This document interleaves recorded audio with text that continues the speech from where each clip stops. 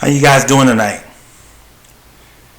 So, I want to go over an article that I read. And the article states, racism has cost black Americans $70 trillion since the start of slavery. And here's how that cost breaks down. Okay, and the book is by Sean Rochester, author of The Black Tax. And he goes on to explain the $7 trillion cost of racism. So I thought this article was pretty interesting, so I wanted to check it out. So I read it and I wanted to go over a few things. I'm quite sure his book states a few more different things in detail, but out of the article, this is what I got out of it. $1.6 trillion of lost or stolen acres. The Social Security Act in 1935, $143 billion lost to agriculture and domestic workers. The GI Bill in 1944 excluded black veterans, $45 billion. Trillions of dollars lost in the Jim Crow and Civil Rights era from the 1870s to the 1960s, and $760 million of overpaid loans. So when I read this, I thought to myself, I said, wow, this is interesting. So, and then I just got to thinking more and more and more. The two words that stick out to me the most, simple: racism and slavery. Those are the two out of this whole article. Racism and slavery is what sticks out to me the most. As long as there is the so-called black man and the so-called white man under one roof called the United States of America, there will always and forever will be conflict. I repeat, this country will always have racism and always will talk about slavery based off of the emotions between the black man and the white man, always and forever.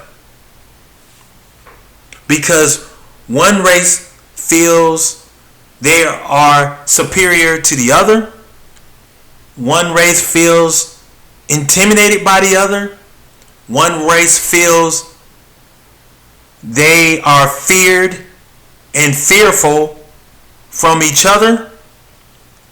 So as long as you have all those things, including these two words, racism and slavery, thrown in the middle of conversations like these articles, you are always going to have that imaginary divide in this country. Always. It's never going to go away. The three things to me that stick out the most in this society that we have to be prepared for is the COVID-19, which knocked out millions and millions and millions of jobs across this country, and also changed the way we live our lives now and forevermore. The protest with the situation with George Floyd and Jacob Blake and Breonna Taylor and a few others I might have missed based on what's going on right now. The protest has gotten louder and louder and louder. And we're going to see trials and we're going to see protests like you've never seen before. And last but not least, the upcoming election/selection between Joe Biden and our current president, Donald Trump. The COVID-19, the protest, and the election/selection is going to be key on how far this country is going to go. And now we are been hearing the words of reparations. So you mean to tell me that America is also trillions and trillions and trillions of dollars in debt? We're talking about reparations going to be given to black folks who do not know where they come from or their culture or understand the economic landscape of this society. You are wanting to get money from middle to low class, hard working white people. That's what you're telling me.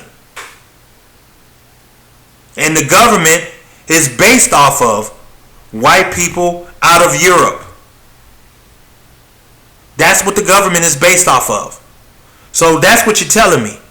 You think that we're going to get reparations for that? When this country is in a COVID-19 and protest and in the middle of an election? I wish you luck on that. Because when I see these Americans today, especially white folks today, I just see white folks trying to get by. I see white folks struggling to pay their bills, keep their jobs. I see a lot of homelessness in America, especially with white folks. And I see a lot of lower level white people on medication, strung out, just trying to make it.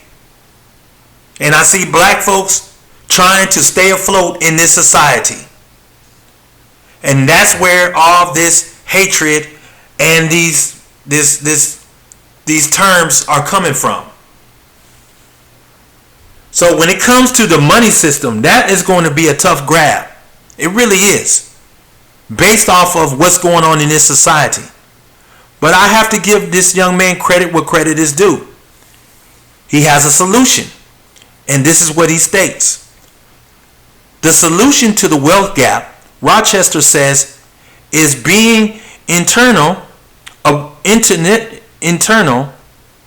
being intentional about doing business with black-owned businesses, putting more black people on payroll, especially in high competition fields, and investing capital, black-owned banks, so banks can turn around and lend in a non-discriminatory way.